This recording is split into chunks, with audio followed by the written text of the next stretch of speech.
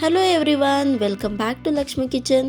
ಇವತ್ತಿನ ಈ ವಿಡಿಯೋದಲ್ಲಿ ಸಿಂಪಲ್ ಆ್ಯಂಡ್ ಕ್ವಿಕ್ ಆಗಿ ಚಿಕನ್ ಬಿರಿಯಾನಿ ಯಾವ ರೀತಿ ಮಾಡೋದು ಅಂತ ನೋಡೋಣ.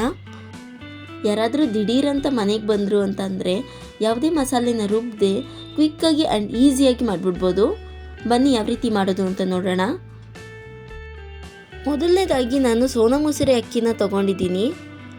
ನಾನಿಲ್ಲಿ ತೋರಿಸ್ತಾ ಇದ್ದೀನಲ್ಲ, ಈ ಬಟ್ಲಲ್ಲಿ 2 ಬಟ್ಲಾಗುವಷ್ಟು ಅಕ್ಕಿನ ತೊಗೊಂಡಿದ್ದೀನಿ. ಅಕ್ಕಿನ ಚೆನ್ನಾಗಿ ತೊಳೆದು ಒಂದು ಅರ್ಧ ಗಂಟೆಗಳ ಕಾಲ ಚೆನ್ನಾಗಿ ನೆನೆಯಕ್ಕೆ ಬಿಡಬೇಕು. ಅದಾದ ನಂತರ ಸ್ಟವ್ ಮೇಲೆ ಒಂದು ಪಾತ್ರೆ ಇಟ್ಟು ಪಾತ್ರೆ ಚೆನ್ನಾಗಿ ಕಾದ ನಂತರ ಒಂದು 2ರಿಂದ 3 ಟೇಬಲ್ ಸ್ಪೂನ್ ಆಗುವಷ್ಟು ಎಣ್ಣೆ ಹಾಕೋಬೇಕು.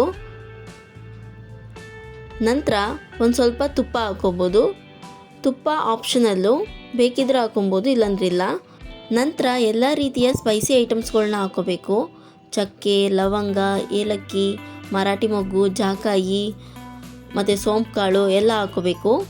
ನಂತರ ಒಂದು 3 ಹಸಿಮೆಣ್ಸಿನ್ಕಾಯಿನ ಮಧ್ಯಕ್ಕೆ ಸೀಳಿ ಹಾಕೋಬೇಕು. ಒಂದು 3 ಈರುಳ್ಳಿನ ಚೆನ್ನಾಗಿ ಉದ್ದುದ್ದಕ್ಕೆ ಕಟ್ ಮಾಡಿ ಅದು ಗೋಲ್ಡನ್ ಬ್ರೌನ್ ಬರೋವರೆಗೂ ಚೆನ್ನಾಗಿ ಫ್ರೈ ಮಾಡ್ಕೋಬೇಕು.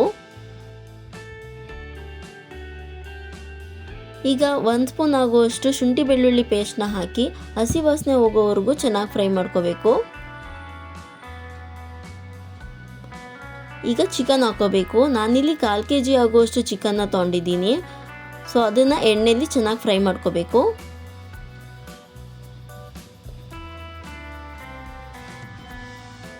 ಈ ಟೈಮಲ್ಲೇ ಸ್ವಲ್ಪ ಕೊತ್ತಂಬರಿ ಮತ್ತು ಪುದೀನ ಸೊಪ್ಪನ್ನ ಕಟ್ ಮಾಡಿ ಹಾಕೋಬೇಕು. ಈ ರೀತಿ ಹಾಕೋದ್ರಿಂದ ಚಿಕನ್ ಒಳ್ಳೆ ಘಮ ಬರುತ್ತೆ, ಚಿಕನ್ ಬಿರಿಯಾನಿ ಕೂಡ ಚೆನ್ನಾಗಿರುತ್ತೆ.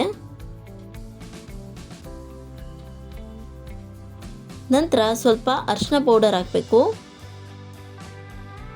ಅರಿಶಿನ ಹಾಕಿ ಚೆನ್ನಾಗಿ ಮತ್ತೆ ಮಿಕ್ಸ್ ಮಾಡಬೇಕು.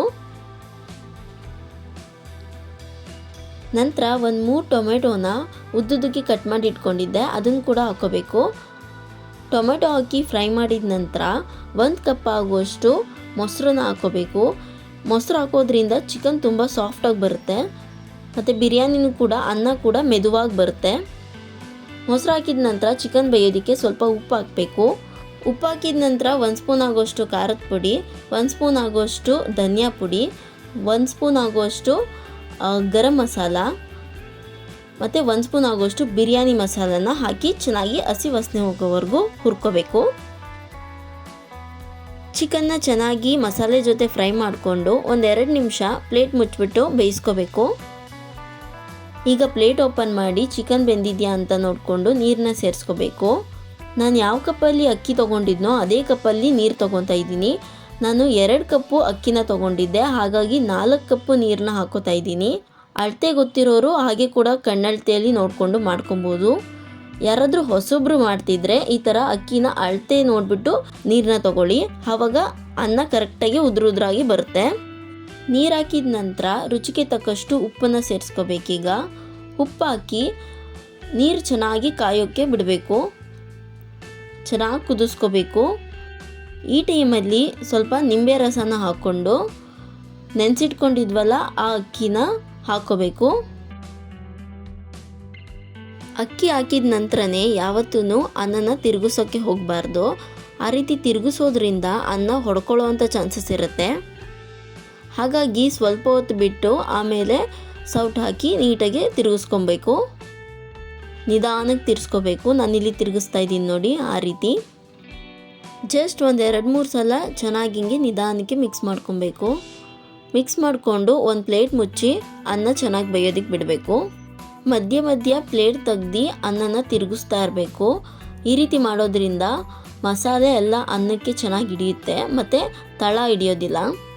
ಈಗ ಅನ್ನ ಸ್ವಲ್ಪ ದಿಂಡಂಗಾಗಿದೆ ಅಂತ ಅನ್ನಿಸ್ದಾಗ ಒಂದು ಪ್ಲೇಟ್ ಮುಚ್ಚಿ ಭಾರವಾಗಿರುವಂತಹ ವಸ್ತುನ ಇಟ್ಟು ಗ್ಯಾಸ್ ಕಡಿಮೆ ಫ್ಲೇಮ್ ಇಟ್ಟು ಅನ್ನ ಬೇಯಿಸ್ಕೊಂಡ್ರೆ ಚಿಕನ್ ಬಿರಿಯಾನಿ ರೆಡಿಯಾಗಿರುತ್ತೆ. ನೋಡಿದ್ರಲ್ಲ ಎಷ್ಟು ಸಿಂಪಲ್ಲಾಗಿ ಆ್ಯಂಡ್ ಕ್ವಿಕ್ಕಾಗಿ ಚಿಕನ್ ಬಿರಿಯಾನಿ ಮಾಡ್ಕೊಬೋದು ಅಂತ. ಸೊ ಈ ವಿಡಿಯೋ ನಿಮಗೆ ಇಷ್ಟ ಆಗಿದ್ದರೆ ಲೈಕ್ ಮಾಡಿ, ಶೇರ್ ಮಾಡಿ ಆ್ಯಂಡ್ ಕಮೆಂಟ್ ಮಾಡಿ. ಮತ್ತಷ್ಟು ವಿಡಿಯೋಗಳಿಗೆ ನಮ್ಮ ಚಾನಲ್ನ ಸಬ್ಸ್ಕ್ರೈಬ್ ಮಾಡ್ಕೊಳ್ಳಿ. Thank you for watching.